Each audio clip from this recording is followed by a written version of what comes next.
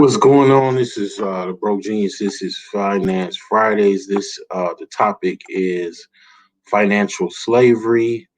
I'm going to be just playing a snippet of the a live that I did a couple nights ago in regards to financial slavery. Bear with me for one moment. For your health and wellness needs, visit alsherbs.com, ALSHERBS.com, because your health is your wealth.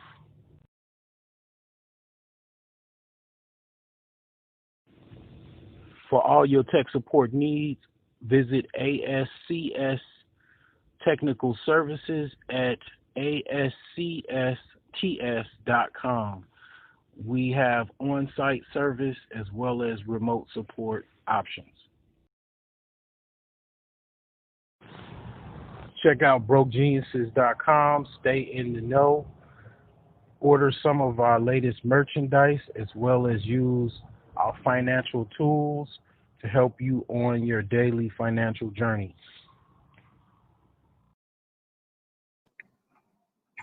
Okay, so I'm going to share my screen. I'm going to show the video that I did Friday. Um, it's going to be a short video. Just want to talk about financial slavery. All right, so bear with me.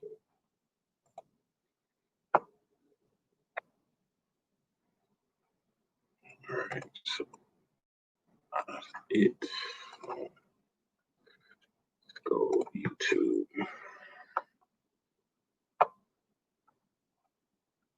All right.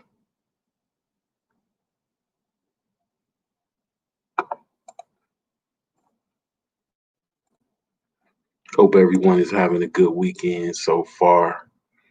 So let me open this one up.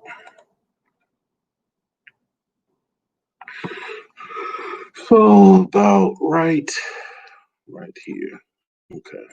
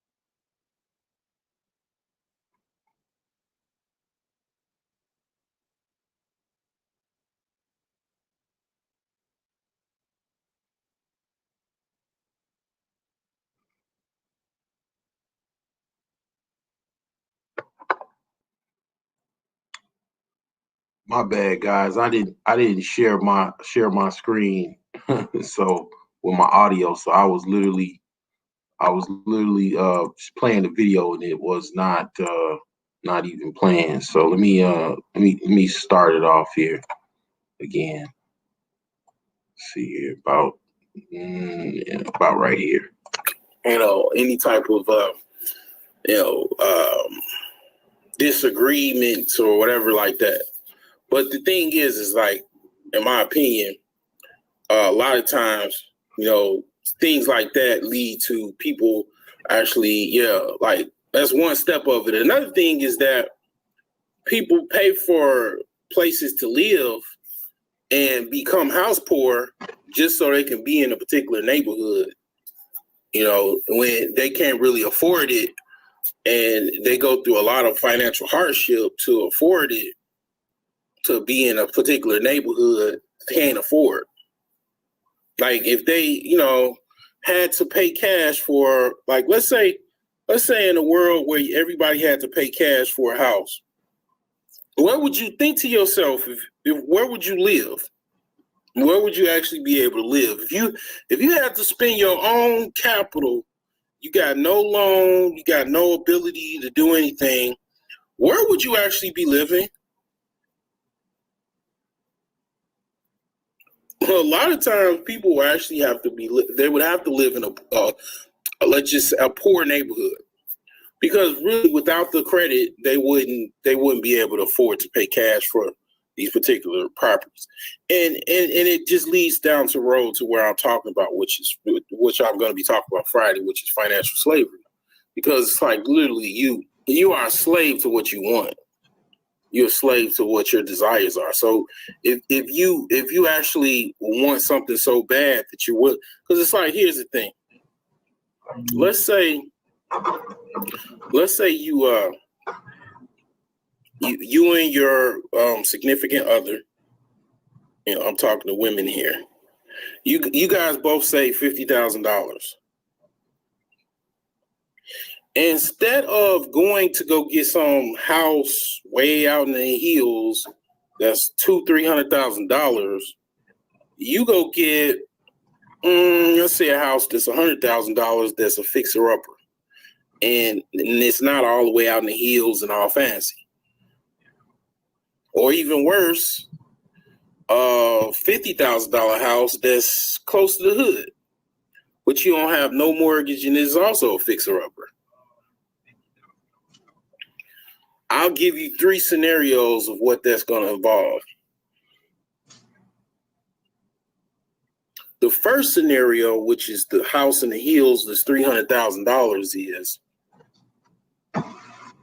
you're going to basically have a loan for, if you even put down $50,000, because probably people ain't going to even do that.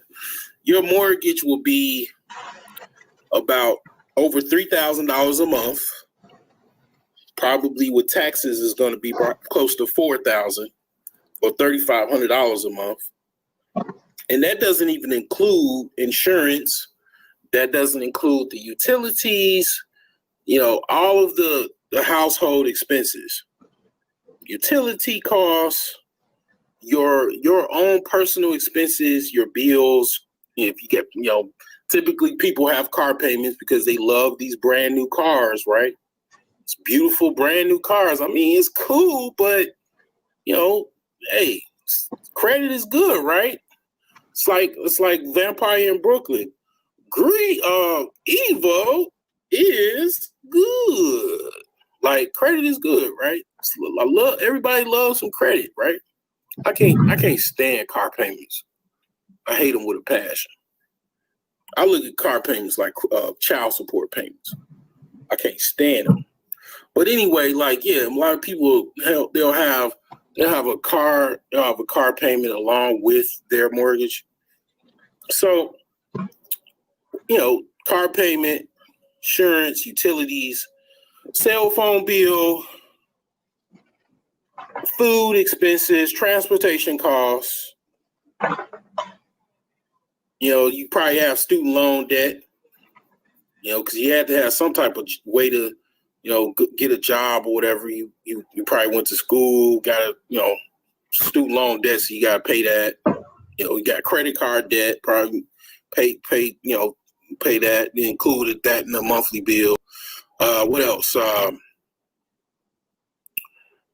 You also have, other miscellaneous stuff like Netflix, Amazon Prime, all of that type of stuff. If you got child support, you got to pay that. If you got like a, previous relationship and you have children, you have to pay that. You add up all of your household expenses and you add it to that $3,500 plus the insurance, and you'll probably be house poor, depending on how much you make. You'll be living good. Don't get me wrong. You'll be the cat's meow, the talk of the town. Okay? But you'll be paying through your eyeballs for all that stuff. When you come in the house, man, you're gonna be dead to rights. You're gonna have a nice house. Don't get me wrong. You're gonna have a whirlpool, master bathroom, all that. You slaying, right? Get home, get in your whirlpool bathtub that you paying through your eyeballs through for this house. But what's the pros and the cons of that? The pros, yeah, nice stuff. I'm all for nice stuff, right? I love nice things. I love luxury. I'm a bougie ass nigga. At the end of the day, I'm bougie as hell. Bougie, trust me. I just ain't, I just don't have it yet. But I mean, on my millionaire savings plan, Porsche truck is coming. Okay. Shoot, Lambo, mansion, second home, all that is part of my millionaire savings plan. But key word is savings plan. I ain't trying to get. It's not a mortgage plan or a credit plan. It's a savings plan. So, yeah, I like nice stuff. Love nice stuff. So, yeah, I mean, yeah, you paying through your eyeballs through all of this stuff, but here's the pros to it. I mean, the con to it. Brenda, hey, can you come in the office for me? Okay. Yeah, shut the door behind you. I just want to go over some things with you. We at Acme Enterprises, we have made some decisions that will affect not only the company as a whole, but also everyone involved. And HR pretty much provided a list of people that basically were not performing very well. And unfortunately, I have to tell you that you were on that list, Brenda. So then she's like, what? No. What? I've been in this company 5 years. I done gave you the world and everything in pearls. I know you're, in my opinion, you're one of our best workers, Brenda. You're very valuable asset to this company, but it was not my decision. It was directly from the basically the executive of HR on down. They just they have a format of performance and they rate everyone. I'm just unfortunately the messenger here, Brenda. What? Why did they do all this? Well, they did it. They had a meeting about this during the time where everybody was at home during the pandemic, and we all had no choice as far as the decisions. It pretty much came up top. So Brenda, unfortunately, I have to tell you that you need to clean out your desk. As soon as end of day. If you need any box or any other help cleaning out your desk, I'll send one of the janitors up to help you if you need. I don't need nothing. All right. Well, you best believe he ain't gonna hear the last from you. Like, I mean, it could be whatever the situation is. I mean, that, however many ways, because employers don't even have to really bring you in to, let you go. They could literally wait till you leave that day and then call you and tell you pretty much you're no longer needed. They can send you an email. It doesn't really matter. But the point is that $3,500 plus all of the other expenses, now you just pretty much only got maybe unemployment to rely on at that point. So unemployment,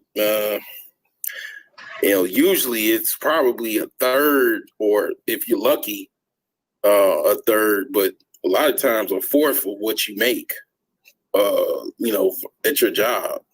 If you're very fortunate, you can make half of what you make at your job. And if you make a pretty good, coin from your job, you're not gonna make all of that from unemployment.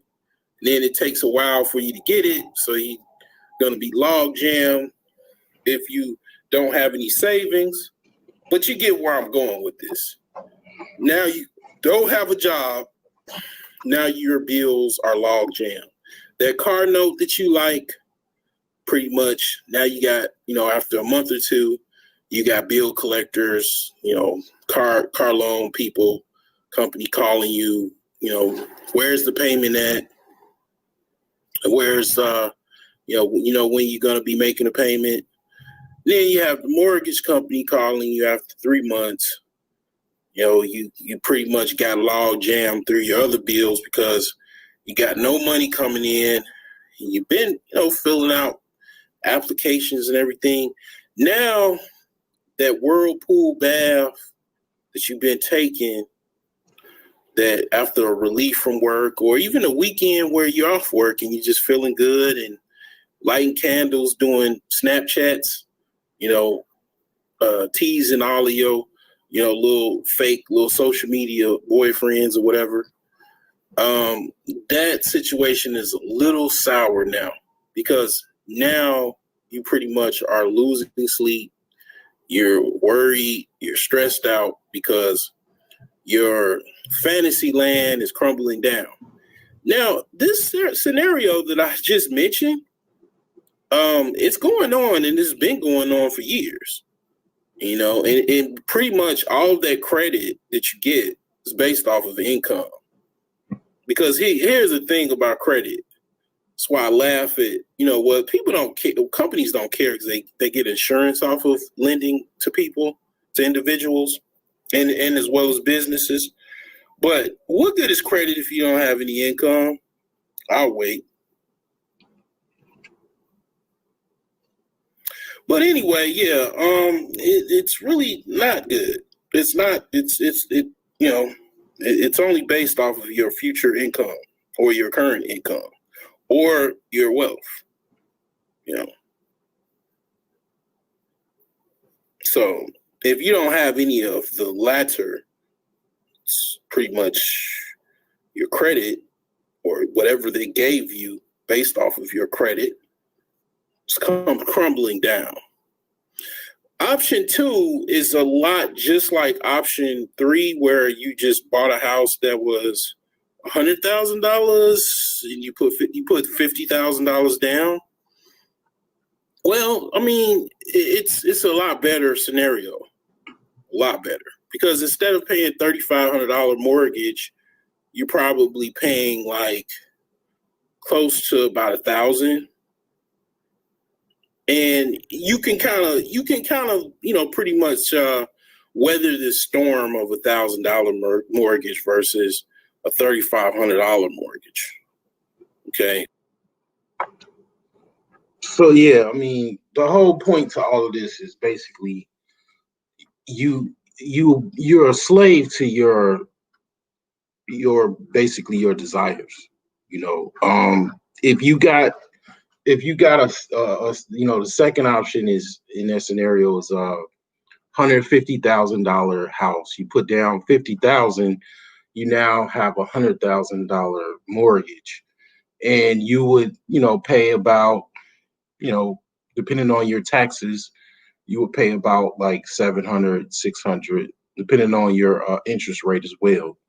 And that scenario would be a lot less stressful, okay, because if you lost your job. And then the third scenario is you just bought a house for for 50,000, and you just paid cash for it. And whatever the case may be, it's the option second is the house is not in a very good neighborhood. It's in a kind of close to sketchy neighborhoods, and the third house is definitely in a sketchy neighborhood. But you own it outright. You have no mortgage. You have no PMI. None of that. All you have to do is pay the utilities, the taxes, whatever you want to pay for as far as your living expenses, and your you need insurance, flood insurance and house insurance and stuff like that. Because if it burns down, then you got to start back over, and then you want to definitely protect your investment. So you want to have like 12-month policy, housing insurance, flood, and have it cover floods as well. And then you basically, even if you lost your job, it's like, what? Oh, this again? I mean, because basically, a lot of times losing a job, I mean, how many people have lost a job and literally started a business and became very, very successful? Because the employer literally helped them make the decision to start a business. That's actually what happened to me. I literally got let go 2009. I worked for a Chicago public school system.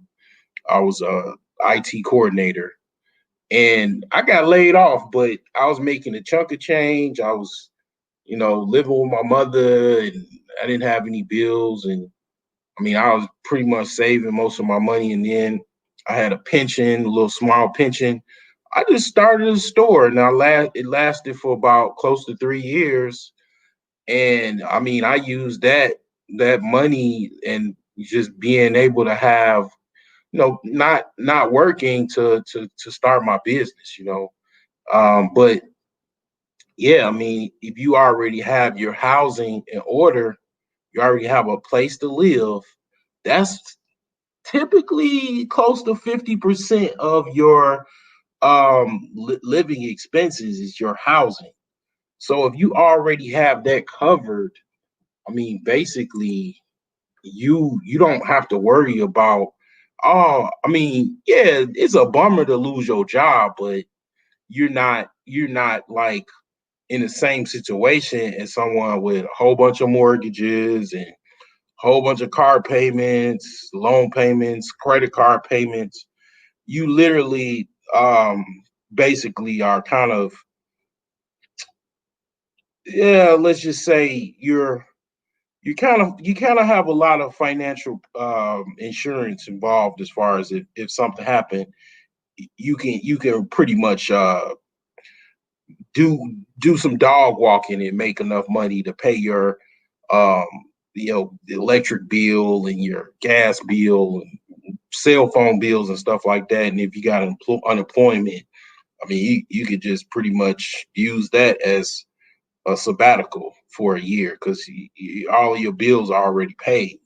All of you don't have no mortgage or rent payment. I mean, just think about how many, like, just everybody has friends and everybody has somebody that's paying a high rent payment or a high mortgage payment. You don't have to worry about that. Like you live pretty much like a king with just all of the luxuries that you could afford, and you have no mortgage, you have no rent.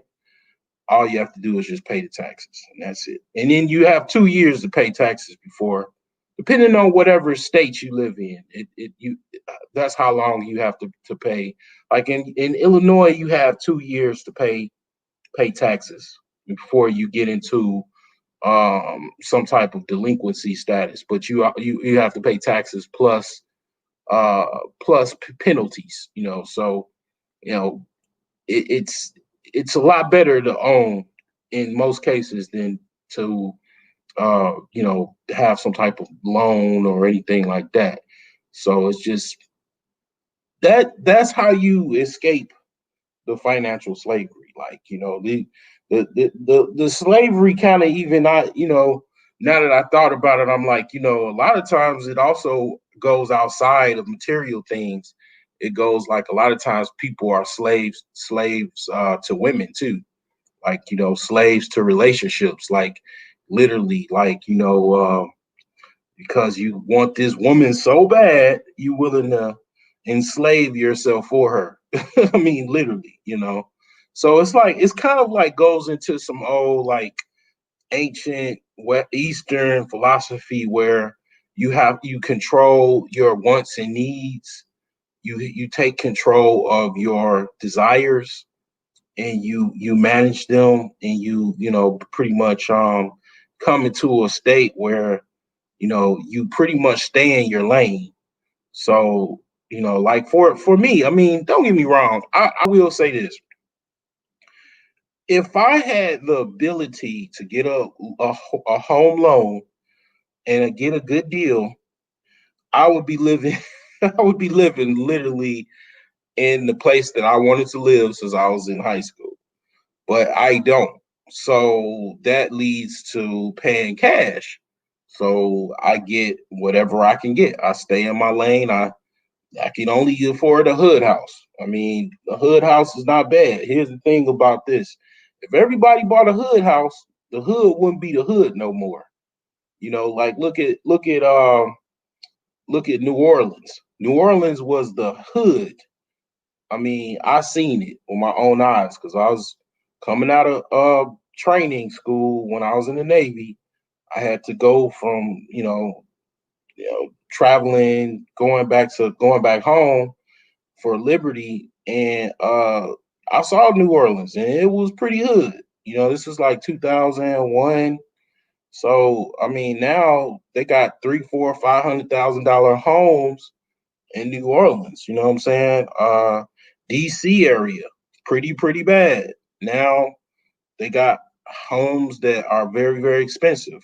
So there's places that have been like really that run down, and now they're very expensive. New York is like that. Now Chicago is slowly creeping in like that. It's gonna get there. It might take a little bit long, but I've already talked about Chicago as far as I remember when I was actually working at the school where I was working at. I told the kids, I gave a speech. This was like 2009. I'm like, the west side of Chicago is very close to downtown. And you best believe they going to start building, these houses because it's right close to downtown. Sure enough, they start doing it. So it's really simple to figure out. Whenever you got any type of building structures that are close to a downtown area or anywhere where it's going to be lucrative, um, property values go up. So um, but yeah, I mean, being a financial slave to basically personal liabilities is definitely a no-go zone for me. I learned that a long time ago. And it's like, this is, and it goes into what I'll be talking about. And it kind of goes into the young, some of my young people to follow me, like you, Soul Shader, and the other dude, Excels. Like, I mean, he probably feels like Excels probably don't make as much as you, Soul Shader, but he probably feel a little bad about him being a low earner, but he don't know what I know. Like, basically, he ain't doing bad because, in my opinion, he don't have no debt. He's not a slave to debt because a lot of people are. Basically, I could tell you the average person has credit card debt, student loans, they have a car loan payment, and they have all of this just to compete in society to this, like, to their peer groups, to, like, get a decent job, to go to school, get debt, when they don't even necessarily have to. I mean, I'm not anti-education, but they don't necessarily have to go to the big Ivy League school or the big state school. They could have gone to junior college for a couple years and then save money and then go to a state school or go to another university or whatever. Like, it's a lot of ways they could have saved money, but they just went to school, got all of this debt, and then now they like struggling trying to pay this stuff. And student loans are but you cannot file bankruptcy on student loans. And if you become delinquent, they'll start garnishing your paycheck, literally, like child support.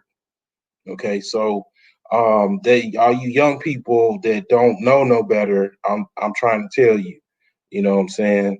And it's like, guys that, probably make like a little bit of money, but they're young and they, just didn't go to school, whatever. They just got a job working at Mickey D's. They're not bad shape. They just need some knowledge. They need a little knowledge and they can just go take it away. They can take the baton and go straight to the mountaintop because, see, the difference between, okay, so like, for example, somebody that pulls in the drive-through, they'll look down at somebody that lives with their mom that work at Burger King or McDonald's. And then the person that probably work at Burger King and McDonald's probably looks down in himself because he doesn't really understand what's going on in society, in the financial world. I'm not saying everybody doesn't, but not that many people actually understand the fact that it's not about how much you make, it's how much you keep. That's an old saying. And I'm gonna repeat it. It's not about how much you make, it's how much you keep. So if you make $2,000 a week, but you got, $6,000 in expenses a month, guess what? You're working for your expenses. And it's not going to you, bruh. You know what I'm saying? It's not going to you. It's going to somebody else. You know what I'm saying? Like, for example, I ain't gonna front. I done had a rough week, man. I didn't get paid last week because I missed my time. I didn't put my time sheet in late, and then Yelp ads just hit my account. I didn't even. I'm like, oh, okay, it's cool, and I just forgot that I had Yelp, and then the discounts expired. Like, they first reeled me in with like some like discounts, right? Then the discounts expired the next month. Then I got this big ass bill for like close to $500. I mean, it literally took me out, man. I was like, didn't get paid, then I get this like big ass bill for $500, man. So I mean, it's like this: like, if you control a lot of your expenses and be literally almost like to just have a minimalistic mindset, guess what? You don't even have to worry about uh the fact that you make a low amount of money. You got more money, you're more wealthy than a person that makes $60,000 a year and got a whole bunch of debt, got $200,000 worth of student loan debt, or got a whole bunch of like credit card debt and stuff like that. Because like I say, I'm gonna say it again, it's not about how much you make, it's how much you keep. So you got a lot of people that can't keep nothing because whatever they make, they gotta dish it out because they financial slaves. So if you got $1,000 worth of debt and then you make $25,000 a year, you're actually on paper more wealthy than that individual that makes $60,000 and has over $100,000 in debt. And then this is the thing that really messes people up, because a lot of people don't understand wealth. People don't understand wealth. Like, not a lot of people are wealthy, especially in the Black community. Black community obviously has a wealth issue. Black people have a huge wealth issue, and even other people just in general, because they do not teach this stuff. They do not educate people.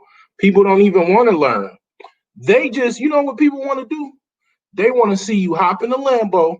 They want to see you go into your mansion. But as soon as you start talking about how you got to the point where you was able to buy a Lambo, buy a mansion, they don't want to hear about that.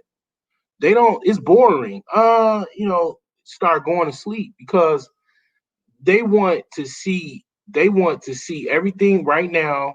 A lot of people have instant gratification. They want everything right now, right away. They ain't got no time. And it's like, at the end of the day, all that aside, these same people, they use the income barometer to wealth, and income has something to do with wealth, but it is not the indicator of wealth. It's assets over liabilities. So when you have more liabilities than what you have, because see, what happens is you become this person that with a flooded basement, and you have a mob. That's the idea. That's the logic that most people have.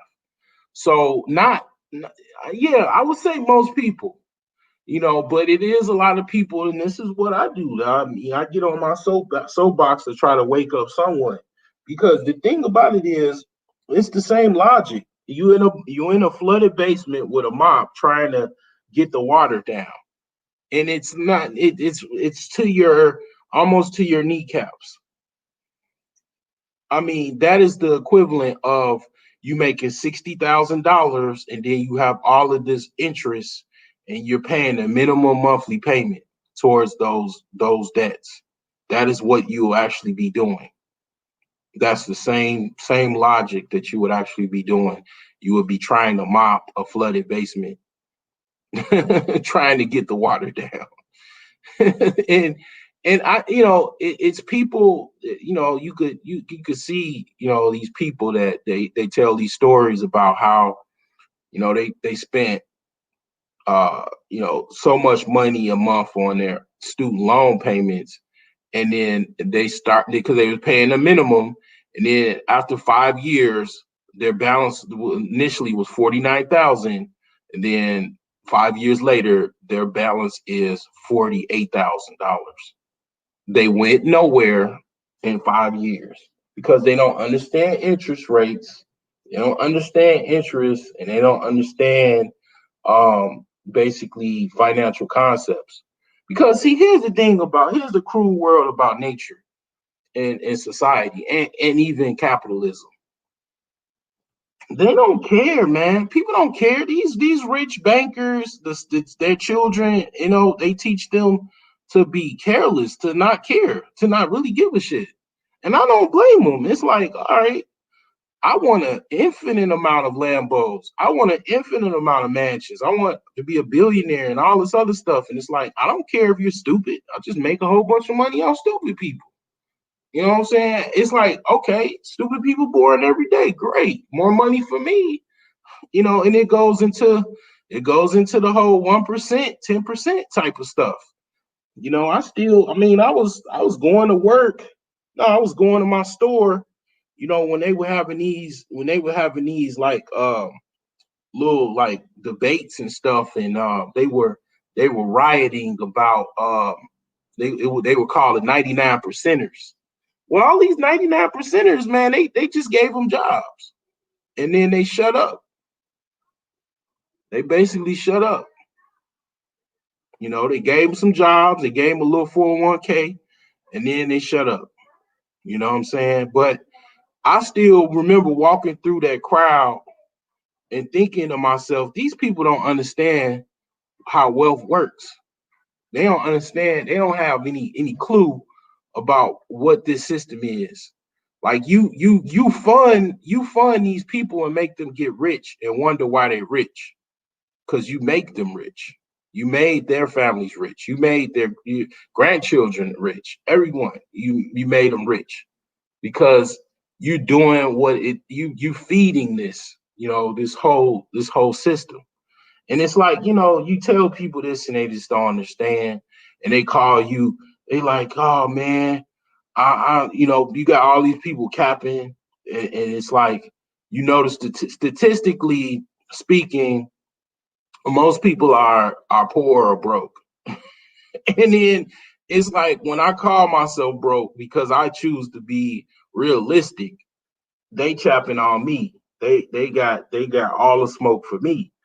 And it's like, dude, chick, you know, are you not broke? No, I'm not broke. Okay, then, all right. So, okay, how much you make? How much debt you have? And what are your current expenses? Because here's the thing about income and current expenses. Your current expenses are your liabilities. So if you have a whole bunch of liabilities, which most people have liabilities, okay, of current liabilities such as your current expenses. Most people have current expenses. So you add your current expenses and then also your tax, if you're, taxed or whatever, because you got to pay taxes off your income, and then you add it to your liabilities, it's a wake-up call. And then it's like, it's like the person that is they don't want to call themselves a crackhead, but you find out, you see rocks in their lunchbox, and it's like, dude, you're a crackhead. No, I'm not. I'm not a crackhead. No, you're a crackhead. You smoke rocks. They don't want to admit that they're a crackhead. They don't want to admit that they're broke.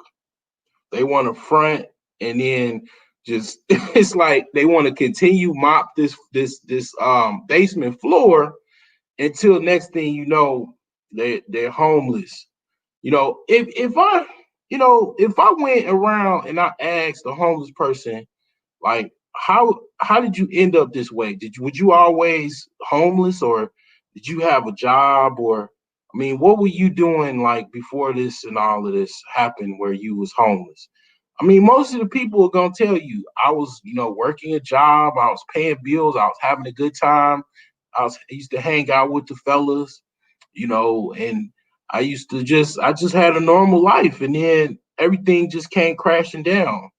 And then I just couldn't find anywhere else to go, and nowhere else to go meant that first I was sleeping in my car, then my car got towed, and then I had no car, and then I went to a homeless shelter for a little while, but then, I got tired of doing that because you got to stand in a long line every night, and then, you can't get any. You got to wake up early in the morning and they kick you out, and then if you don't have anywhere to go, all of this is real world examples of what people actually go through, and you vulnerable to this lifestyle by just basically having a logic like everyone else has, that I'm gonna get all of this debt. I'm gonna get a car loan, and I'm gonna get a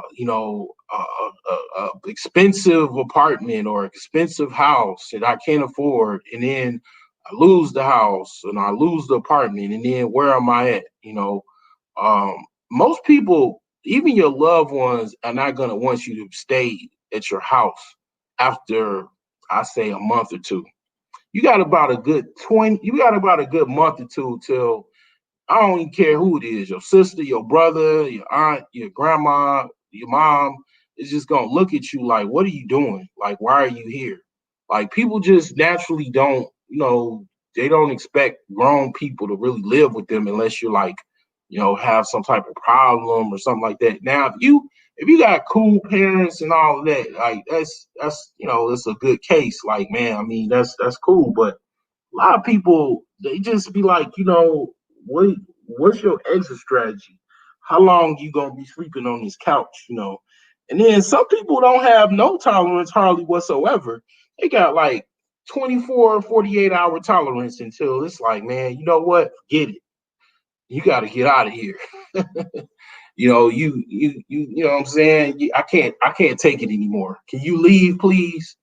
And then that goes into the whole world of homosexuality where you got to use your shaft to try to, find a place to live, to keep your couch warm, to keep somebody else's couch warm or keep somebody else's bed warm. And then you dealing with a woman that you normally wouldn't even be dealing with because, she just takes advantage of poor dudes because she really wants a dude that's just well rounded, but she don't want to do what it takes to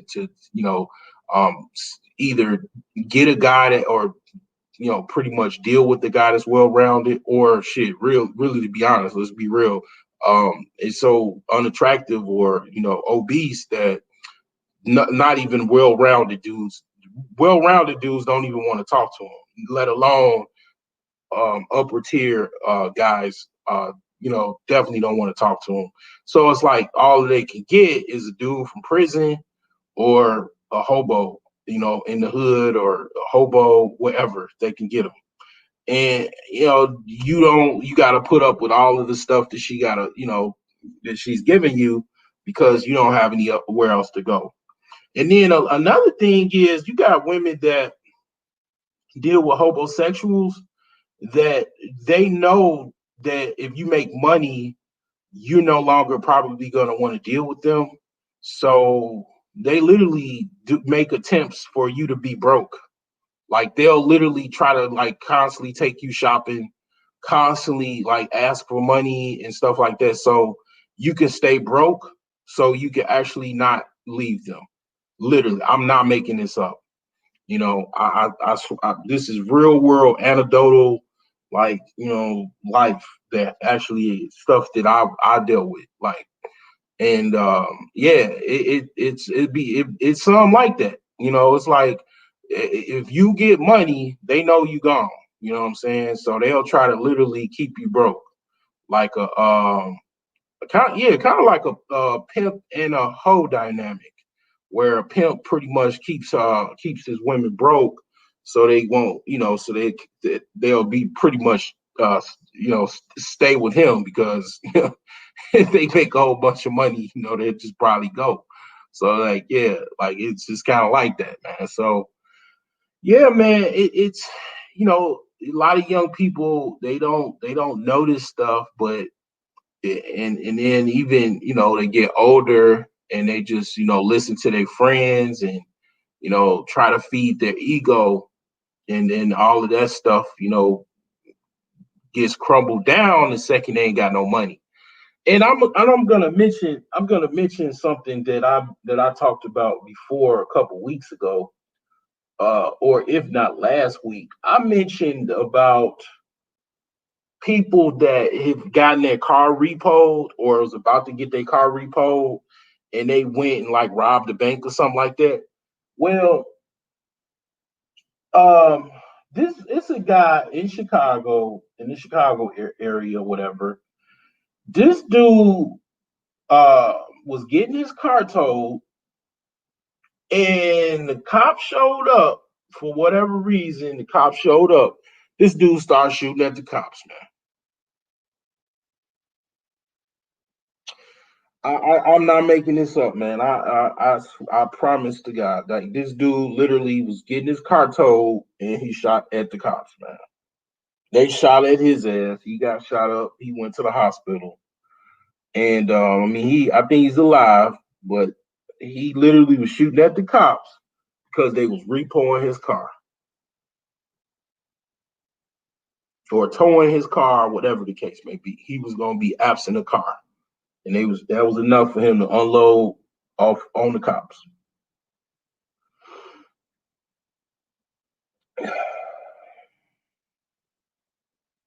If you can see my face, my head is down because I'm not even making this up, man. I swear to God, I'm not making this up. You can Google what I'm telling you, man. I don't have the time to freaking pull the article up, but it just happened, I think, a couple weeks ago.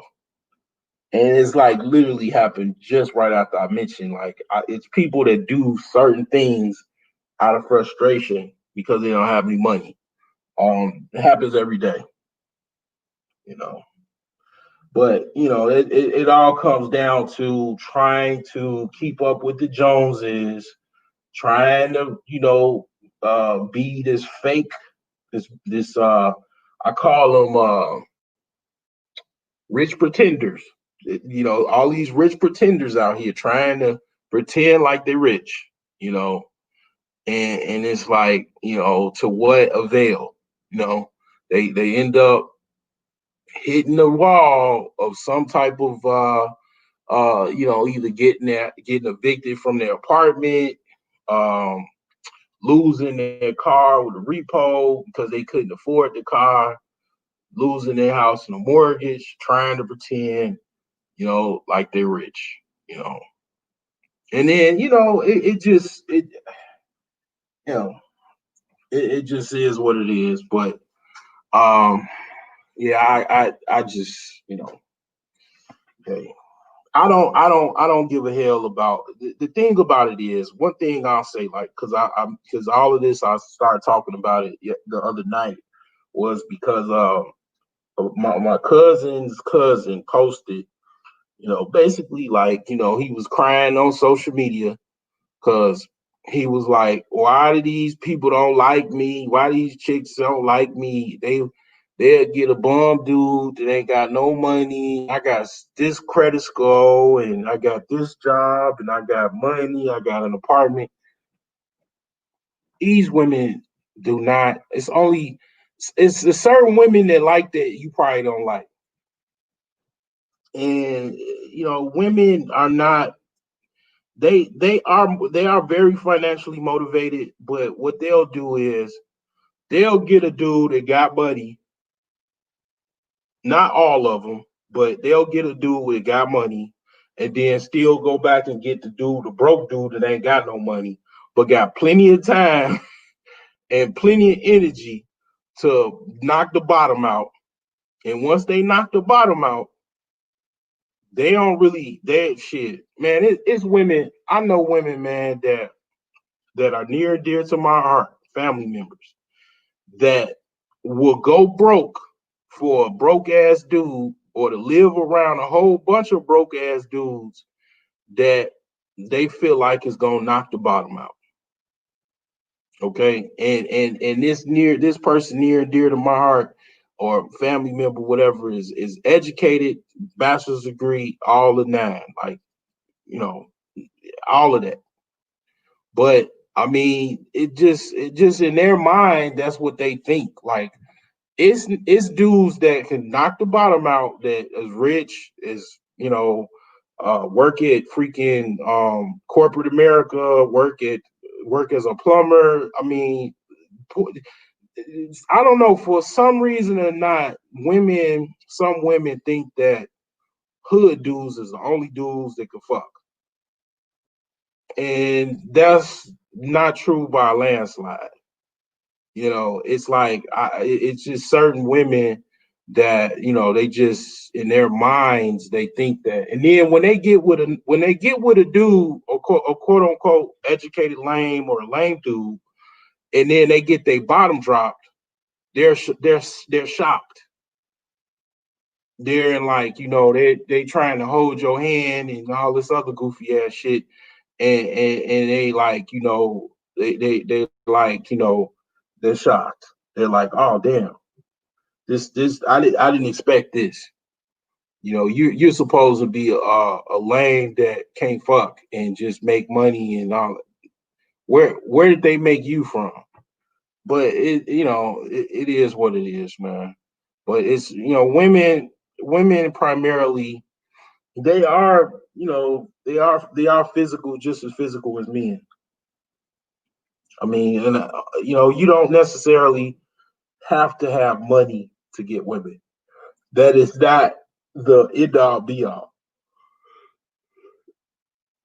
And yeah, also this person was fat as hell. Okay. All right. He's fat than a motherfucker. He was so fat that you probably touch his belly and then a biscuit pop out his mouth. So don't know chicks, man. Don't like for a man when he gets fat, it's just like a woman that gets fat. Your points drop. It is what it is. Life is not fair all the time. It's like what I tell my daughters when they start to understand. They starting to understand now. Very, very they at that age. Life is not always fair. You got to make it fair in the best way you could possibly can.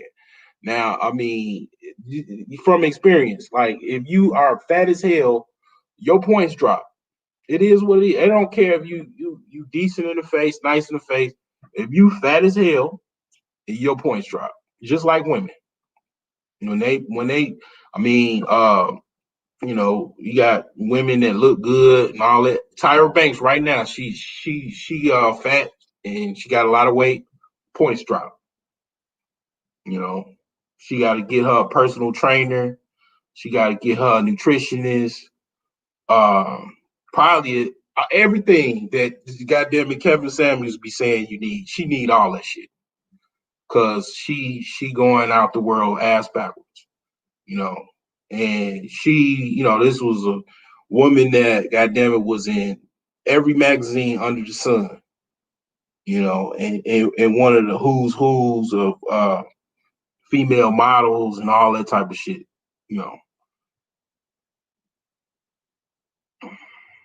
Points drop. So it's like if he probably lost all that weight, man, he probably ain't gonna do it. But if he did, he might have a little chance. But I ain't gonna say nothing else because it's some other shit. But I ain't gonna put this person probably watch my videos. I ain't gonna say nothing else, but some other shit. But yeah, definitely the weight, man, for sure. You gotta lose that weight. You gotta fucking be the fucking best person that you could possibly be. Once you the best person that you could possibly be, I mean, you ain't leaving nothing on the table. You're your best chiseled version of yourself. Women can see that. They're gonna be attracted to the best version, of yourself. You're gonna even be attracted to yourself. You're gonna be like, damn, okay. You look in the mirror like, God damn, no, ain't that many motherfuckers like me. I mean, that it is what it is. But what anybody, you got any I saw you were talking about Neo again, Soul Shader. I bought one share just to get in before they take off again. Like they probably, I mean, if they at 40, they're gonna be at 50 probably. They're gonna be, 50s, they're gonna be at 60. I'm looking at it like, okay, well, this is the Chinese Tesla. So they might be at like 100. They might possibly be $100 a share, by freaking Christmas. You know what I'm saying? Like I'm like, well, I know I say you supposed to buy at least 10 or at least 100 or 1,000 if you can, but let me go on and buy this one share, and then let me try to probably, I bought some Fitbit shares, and I might have to close those out and buy me some more Neo shares because I'm like, man, I mean, I don't got that much money, but damn, I mean, this shit taking off. I'm like looking at it like, God, dog, you know, um, I got to try to do something about this. So, I just, yeah, it just disgusts me because I bought them when they were $1. Like a year ago, I bought a whole caboodle load. I mean, I could have easily bought 1,000 shares because I had that. I had it in my account. I was actively trying to, boost up my account. My cousin, he was going ham. He had like $5,000 in his brokerage account. He was buying like I think the other company is like an electric truck company called Nikolai or something like that. He was buying those and making a whole bunch of money. And I was like, man, all right, let me step my game up. And I could have bought. I think I bought at least 100 or 200 shares or 500 shares for $1. I just didn't hold them bad boys. Didn't hold them. I bought in at 16, got out at 40. Oh, okay. That's what's up, man. Seven Coast Dojo. Man, that's what's up. Yeah, it's something to it, man. It's like basically people are trying to invest. Like even the dude, Brother Polite, man, he trying to, kind of sell people on investing in cryptos and forex and trading. You know what I'm saying? Like it's definitely, man, something to look at. The thing, and I thought about it when I was driving either yesterday. Yeah, I think I was driving yesterday or whatever. I'm like, this is why people don't really like stocks. They don't like stocks, and their brother prefer the real estate because the thing about real estate, it's a lot more quicker of a return in theory than stocks.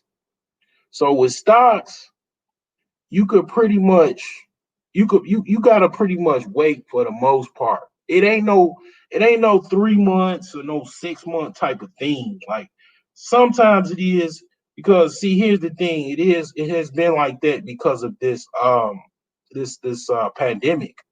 A lot of those stocks that just went from like I showed many videos where I showed the 6 month timeline and it showed back from March before they did the national kind of like home quarantine order or whatever, or let's just say state by state home quarantine order.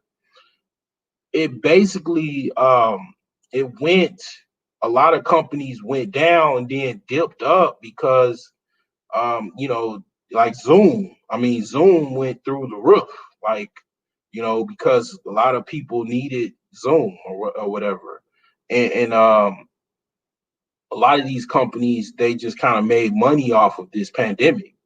So you still would have had to wait 6 months though. Where in real estate, primarily, like for example, let's just take my house for example. I bought my house. Well, I got it on contract about close to about 6 months ago. So with that said, you know, I've been waiting a while, but typically this is how it goes with real estate. If you got the money to already buy, fix, and already whatever you're gonna do, rent it out or flip, you do that within you do it as quick as possible. A lot of the private lenders, they only give you like 90 days or 60 days. So primarily, you don't want to have no holding costs whatsoever when you fixing a house and then trying to sell it. So how it works is you basically you buy it.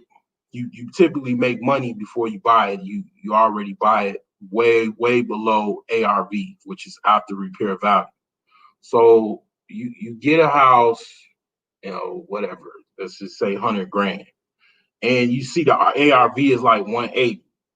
So you get funding for as much as you can, or let's just even say you use your own money. You just buy it for 100 grand.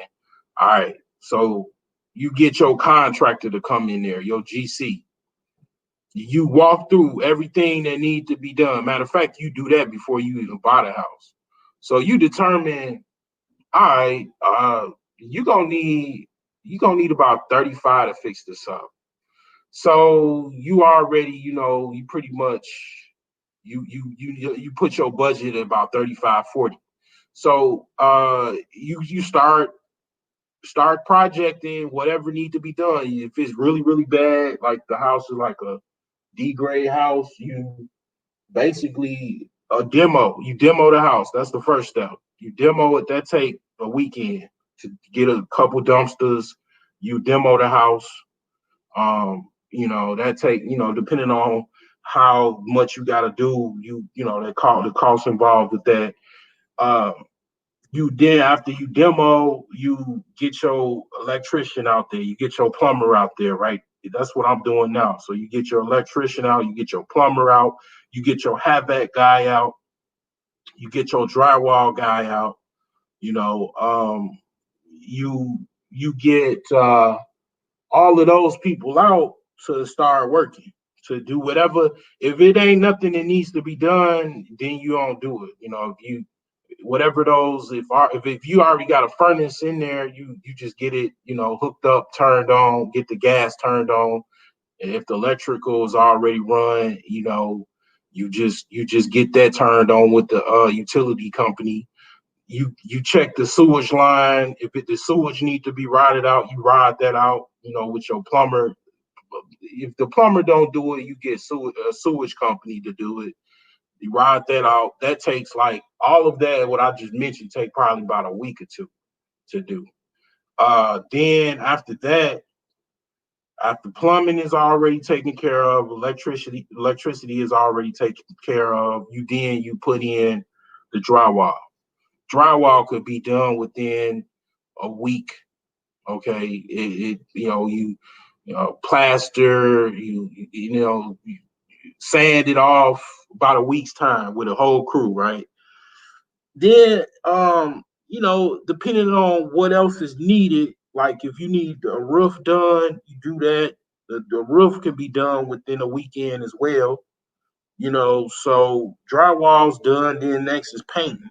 Then you rehab the bathroom, remodel the bathroom. That take about a couple days. The kitchen about a week. Okay.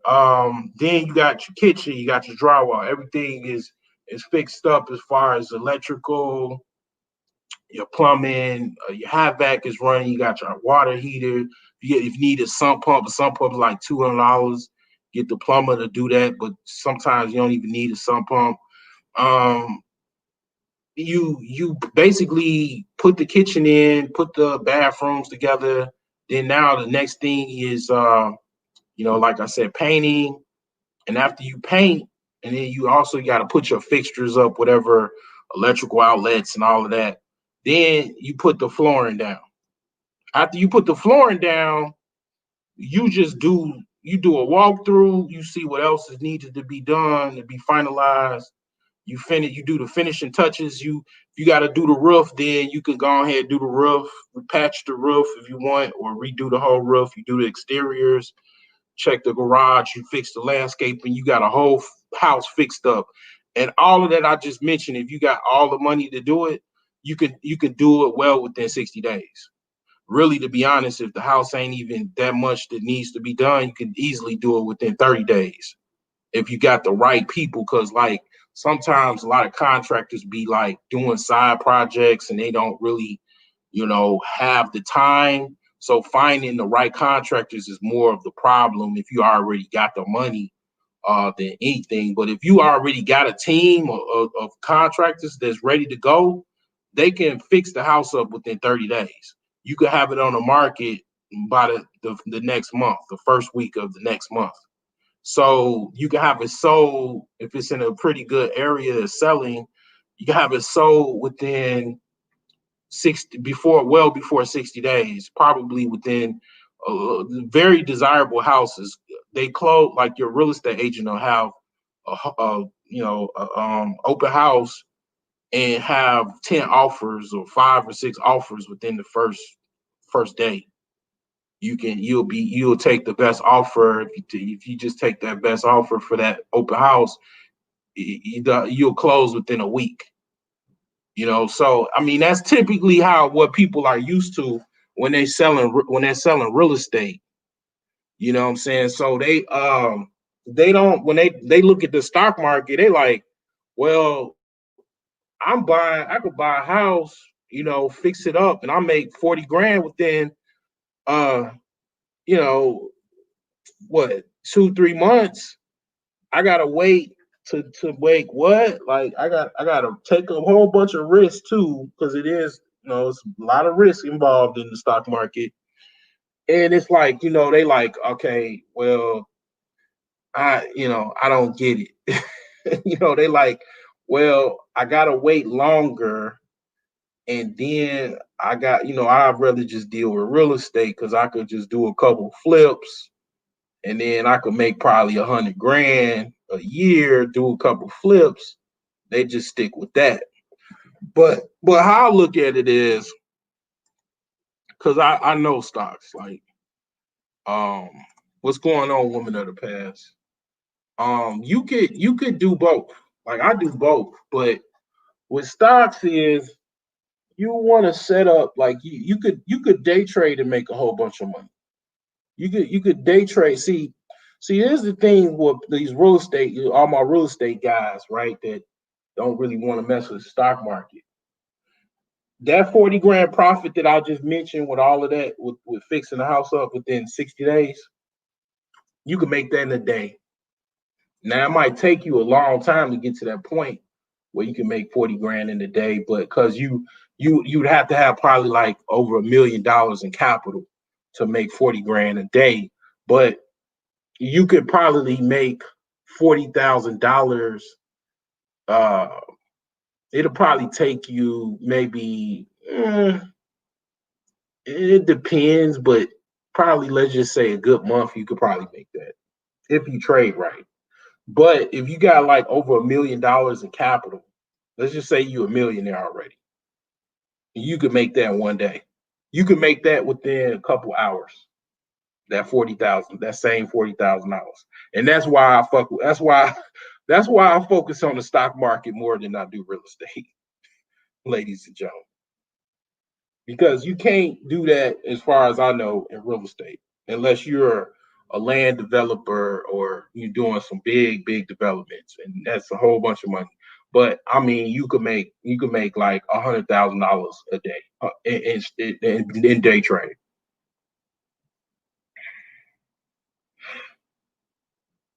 I've seen people do it. I've paper traded myself and done it and seen like what I could do. I follow people or subscribe to people that do it, that showed them actually doing it. It's day trading millionaires. It you'll be hard pressed to do that in real estate. And then you might be in a situation where you got a house that is hard to sell. Now you got to hold it for about 9 months, and you got to pay a mortgage on it, and then your holding costs go higher and all that type of stuff. But yeah, I mean, it just, if you don't know, you don't know. Like I know, like, so you know, you don't know, you don't know. So what's going on? Let's see here. What are you doing with gravel? Are you doing like some gardening?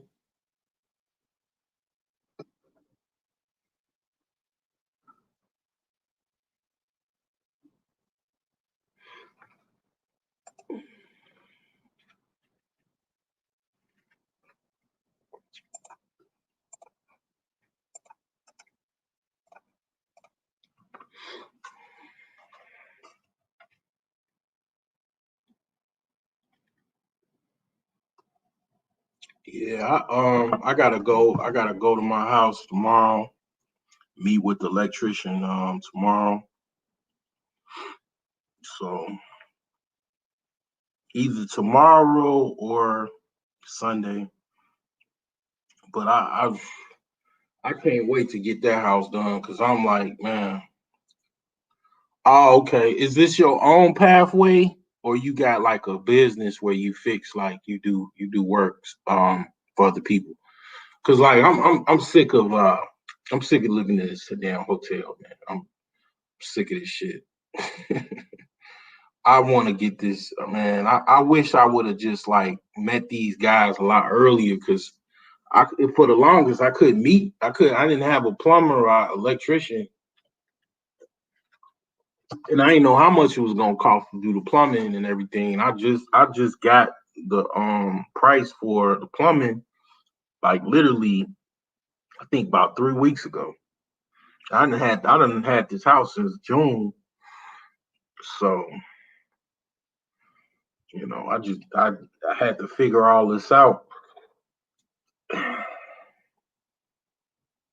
And then it's just something off of basically my own income. Like I'm literally doing this like check by check. Like I don't have any loan or I have a business partner, but or friend per se, but he ain't his mindset is not like mine. He got his own way of thinking, and he don't like putting up money, like I do. Cause see, my thing is like this, like when I invest in something, I put the money up. I don't think like, oh man, I'm gonna be without.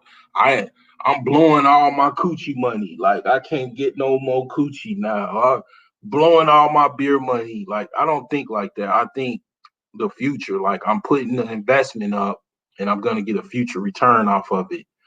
I'm so used to doing that. I guess because of like I buy and sell stock so much. I don't I I don't really look at it like, oh, I gotta put up $800 for electricity repairs. Oh damn, I'm gonna be without I can't, I got my dick gonna be dry for a week. I don't think like that. Like I think I'm putting this money up. The return is I'm gonna have electricity, so I'm gonna be closer towards the goal. The finishing goal is to have the house finished. So I'm gonna be that much closer to that finishing goal by putting this money up, by getting this process done, versus you know somebody else might be like, damn, I gotta go without. Nigga, you already without. You know what I'm saying? Like in my opinion, I'm already without. So it's like the more I put in, I mean, the more I would have. So it's like I don't look at it like, God damn, I'm gonna be without money because it's like a sacrifice. It's not. I don't look at it like that. Now I used to look at it like that. I used to try to hold on to everything I can get, but the thing is like I learned that I don't, I don't, I don't really like I spend on things that I see of value. Like if my house, like I'm not fixing my house up like a freaking sugar shack. Like I'm fixing my house up with professionals. I'm gonna do some work, whatever I could do, I'm gonna do it. It's not like I'm gonna just put together some sugar shack and then that's it. No, I want when I like I told like I said like I told my friend, I said, man, we're not doing that. We're not getting crackheads to put in drywall. No, My other house, yeah, I was doing that type of stuff. I put the drywall in my other house. Like I was doing most of the work in my other house, man. Like, I mean, I'll show you. You know what? I'll for shits and giggles, I'll show you. I'll show you my other house that I fixed up myself, and I'll show you my work. But I ain't doing nah. This is something different. This house that I'm about to show you, this was basically a rent to own contract, and I would say definitely avoid rent to own contracts because you unless you get a mortgage on the house, you ain't getting that house. You know, you just basically paying rent and fixing up somebody else's property. So I think I'm sharing. Yeah. So this is my little house that I had before I had the other one. This is what is what. And she said pathways. I put this little pathway. You can barely see it in the snow here or whatever. But I put this pathway in right here. I did that. I mean, I just put whatever I could. Like I just I mean, I didn't know the stuff I know now. I didn't have the same mindset. I just, this was only like 4 years ago, but I just I didn't have the same mindset. It's like 4 or 5 years ago or whatever, so it still got the pictures. So I didn't do anything with this, but basically this was supposed to be actually a repair. You know what? Actually, the this is not what I did. This is actually this was before I bought the house. I would actually have to show you I'd have to show you my own personal pictures. But this is the house that I actually fixed up. I got it up to code. Because what you see right now, this was before it was up to code. Let me see if I can find because they sold it to somebody else. The company that I bought it from, they did not they don't even sell their properties no more online because it was called Vision Property Management. They don't even sell their properties because they went to, I don't know why, but they got into a lot of trouble or something. They're facing like litigation. So they just was like, you know what? We pulling all our properties online or whatever. You know what I'm saying? But yeah, they let me see if this one. No, this is an old one too. But I literally have those pictures on my phone. I got other stuff on my phone too, so it ain't prepped and ready to go. But maybe what I'll do is I'll just show another. I'll show another video and I'll pull some of those videos from my phone. Or you know what? Let me see here. So yeah, I'll just have to do that a later date. But yeah, I mean that was a rent to own contract. It was like had to put down $1,200, and it was like $400 a month, and that was included with the taxes. The contract was for $35,000. It was just it was something that I learned from. I mean, it was my second house, but yeah, I it was no loan. It was just mortgage, no mortgage. It was basically I fixed this house up. It was literally a crack house. Like it was just really damaged, really bad. I fixed it up, and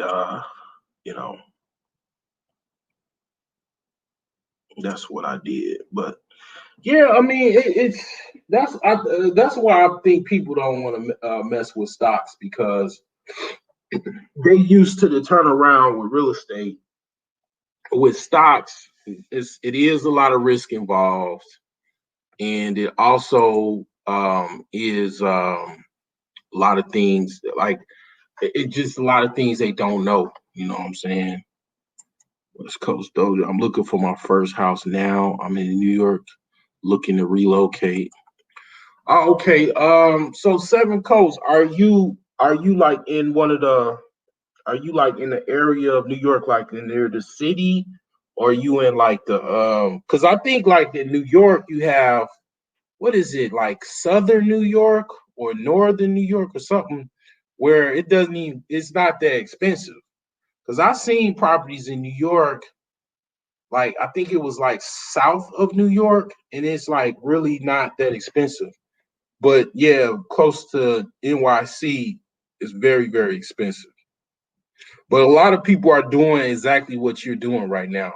The reason why they're doing it because they're able to do it, because some companies they able to give their employees permanent remote um, ability. Basically, they're able to work remote. So when you're able to work remote, you could be anywhere and basically you know what I'm saying, work. So it's people literally buying farmland in Connecticut and Nebraska or whatever, because they pretty much confirm with their employer that they can work remote, you know, for now or whatever for a long time. And they probably, I'm sure, made, you know, secondary or tertiary, you know, plans in case like something happens, and they probably be all right, you know. So yeah, it's a lot of people, man, that are actually like, believe it or not, and I pretty much projected that it was gonna be the case. A lot of people like Redfin is on fire, Zillow is on fire, because a lot of people are buying real estate like throughout the country, because not everybody is unemployed, one, and then the people that are employed and are gainfully employed and have money, they done a few things. They pulled their 401ks, used that money, and then they had good credit. Unlike me, they used that to get a mortgage in another part of the country, you know, and then they just moved, man. They just literally, like, wherever they were comfortable with, they left, you know, and definitely New York, because you know, shit, man, New York at one time with the pandemic, New York was like freaking ground zero to the freaking pandemic. I mean, New York was like crazy. Like I remember cats would come on you know, either Nicole or BGS's live and tell a story about New York. Like New York was they were in like a movie. New York was like in a movie with it was like one of them apocalyptic movies. Like that was literally New York.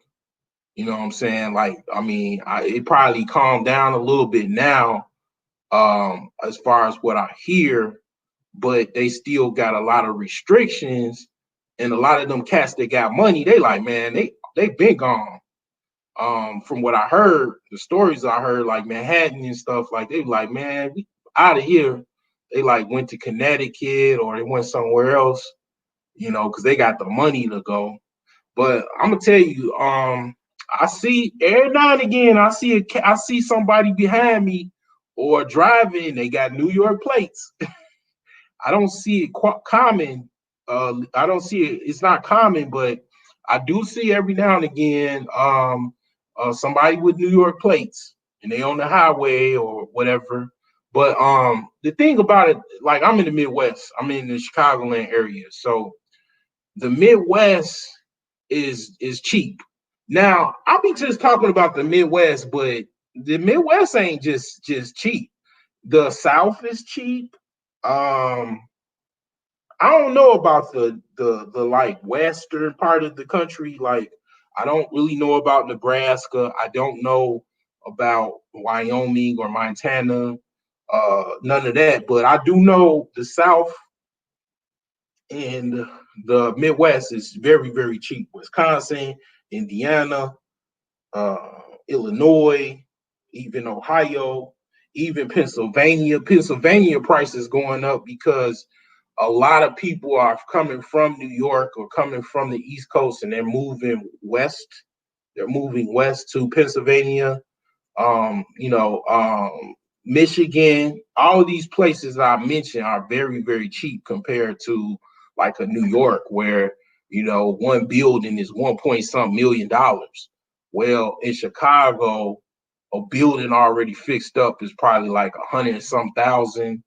You can get a second, two flat, three flat building in the hood for fixer upper for like about 60. I mean, dude, if you would have bought a freaking like 4 years ago, that same three flat building that's 60 now, that's some white dude or whatever, some you know white investors bought that property and trying to sell it for 60. That same building, that three flat building is 60 now. That was like 30 and 20 like 4 years ago in Chicago, and they trying to pop it off for 60.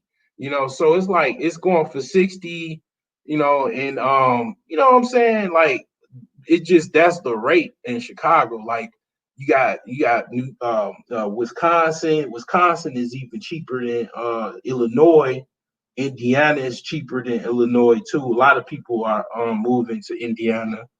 I can't even believe that I actually moved into Indiana. I never thought I would move to Indiana or be buying a house in Indiana like not this soon. I mean, it was I wouldn't Indiana wasn't off the table, but it's like, damn, how the hell? I mean, damn, I never really thought that I would actually be doing this, but I mean, opportunity, man, is opportunity, if you see it, you gonna jump on it. I mean, I just saw the opportunity and I couldn't help it. I had to.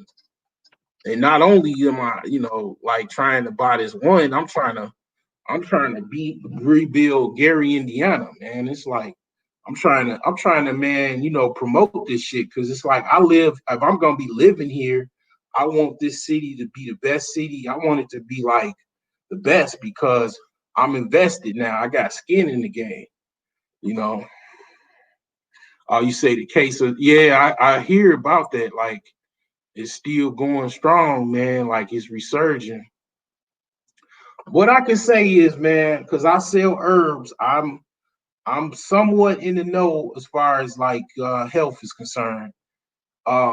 Get your immunity, man, stronger. Boost your immunity, man. Like the mask and everything, gloves and hand sanitizer, that is good. But one thing about hand sanitizer, gloves, and mask, they do provide a layer of protection, but that's more of a last barrier of protection. The first layer of protection is your body's immunity. Your immunity is the first layer of actual protection. So if you have a weak immune system, you're vulnerable to any disease, let alone coronavirus, aka COVID-19. Okay, your body is your first line of protection.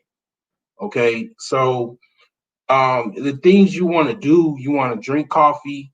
That helps these are just common things because I mean, obviously, I mean, definitely, I sell herbs. I mean, this is my site. But free things that you can just already do. Drink coffee. Coffee boosts your immune system. Okay.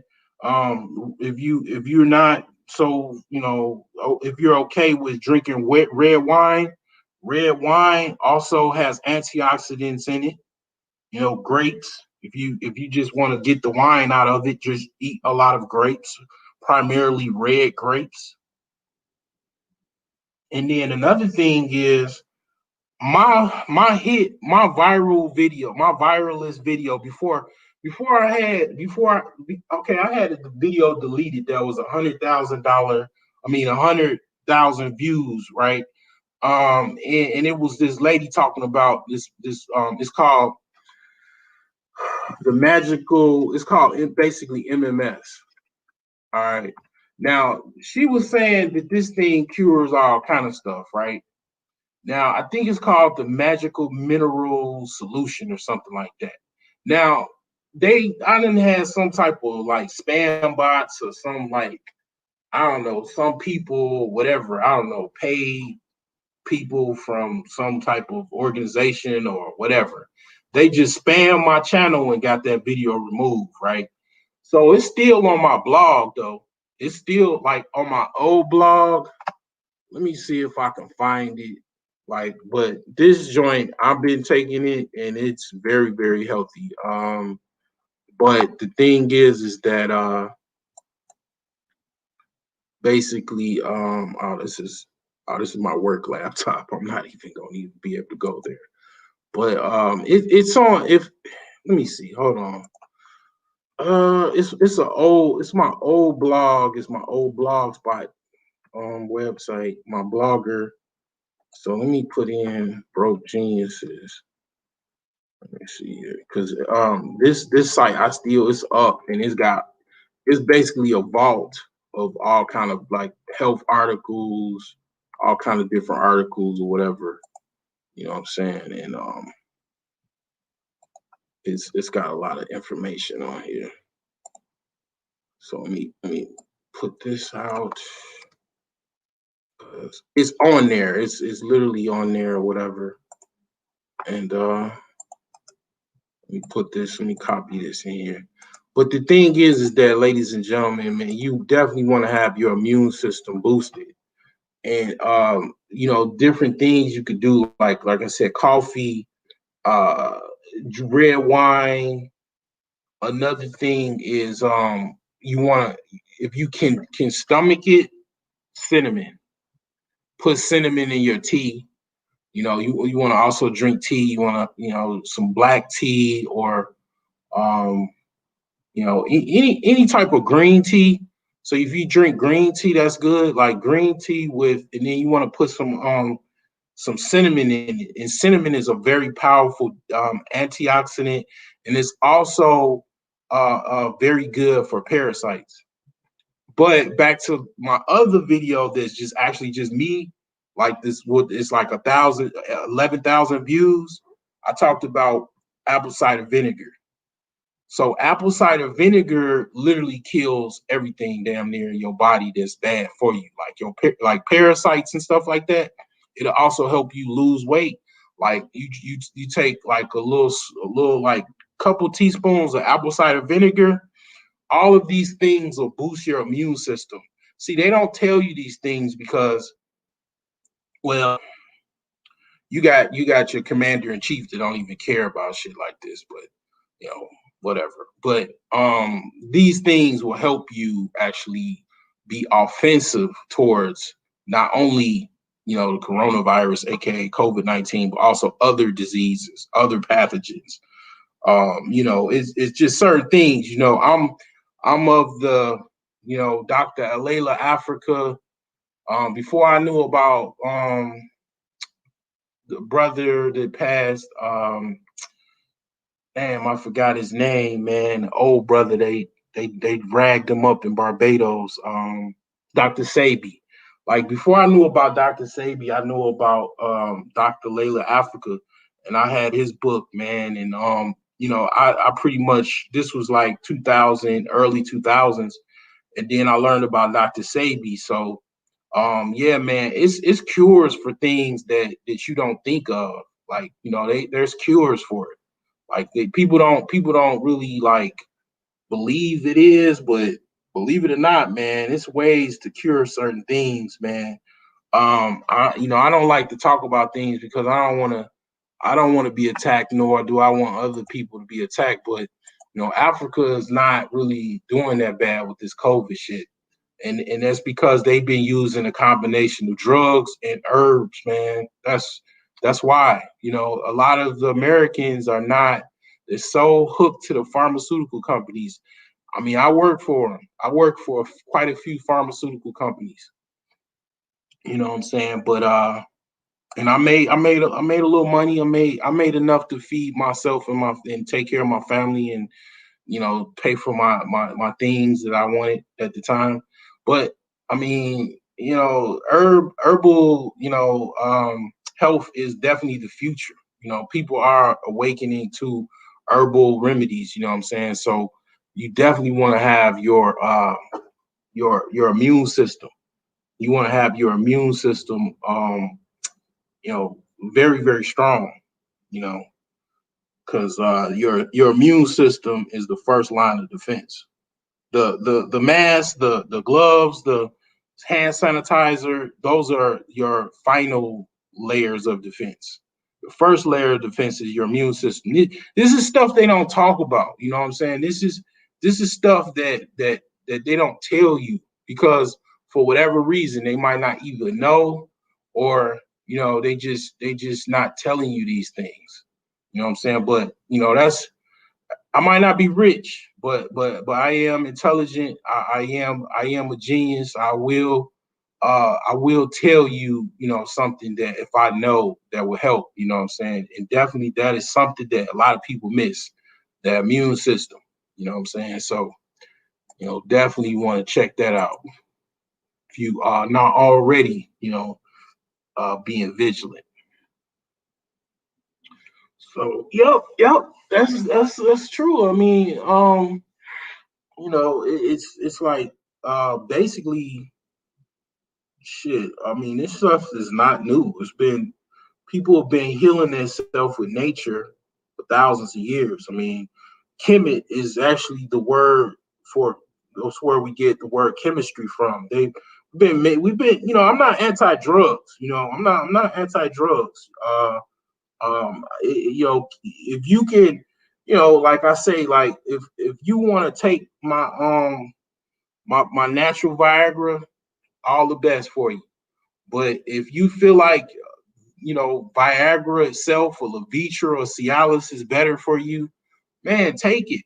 You know what I'm saying? Take it. Because the thing is those chemicals, they pretty much get a lot of things from plants, and they synthesize what the chemical construct of the plant is, and they make something in a as far as convert it into a chemical, and they add other things to it like nitric oxide and stuff like that, and just make this drug that's just has a chemical construct, and that's what they do. It ain't nothing but just modern day drug selling. I mean, the thing about it is, I wouldn't mind starting a pharmaceutical company, man. I mean, I think a lot of people that sold drugs or is selling drugs now. I think you should take your money and your power and take it and try to legalize it and actually start a pharmaceutical company. Start a small pharmaceutical company. Then now you can't go to jail. They can't give you 30 years or 40 years for selling crack or whatever, because you selling something else that's like, you got some money together, you came up with a plan, and you got a pharmaceutical company, you got, going through the rigors of actually starting a company, you got scientists on your team, you got doctors, you got all of this stuff going on. And it's like, people, a lot of times people, and I admit it is hard, but a lot of times, black people have low self-esteem of the mind, and low self-esteem, they just think like lowly thoughts of themselves or what the possibilities uh are, and the possibilities are endless. And it's like, you can, it might seem impossible, but you actually can start a pharmaceutical company. Money is power. I mean, ask Martin Shkreli how you can get into a pharmaceutical company. You know what I'm saying? Just a young, spoiled, freaking yuppie. He bought a pharmaceutical company. He just bought one.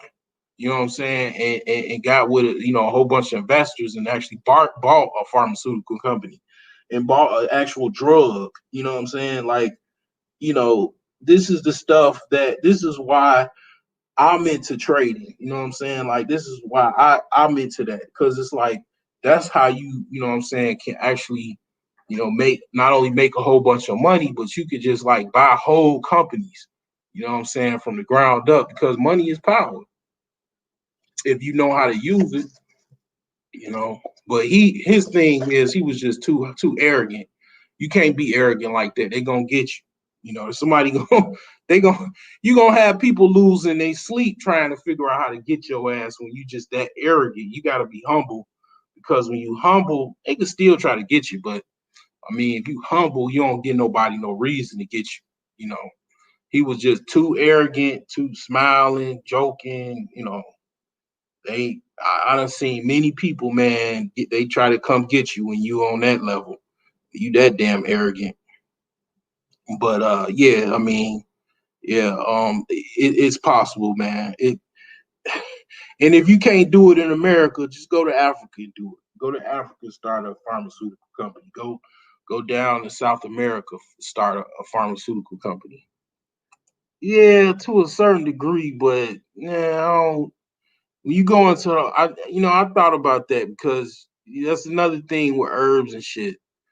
Like herbs is like witchcraft. People associate that shit with witchcraft. I was thinking like, people. That's what another thing with these herbs and stuff. They think that, but see, in America, America's history is actually in the early part of history, like the 1500s and shit.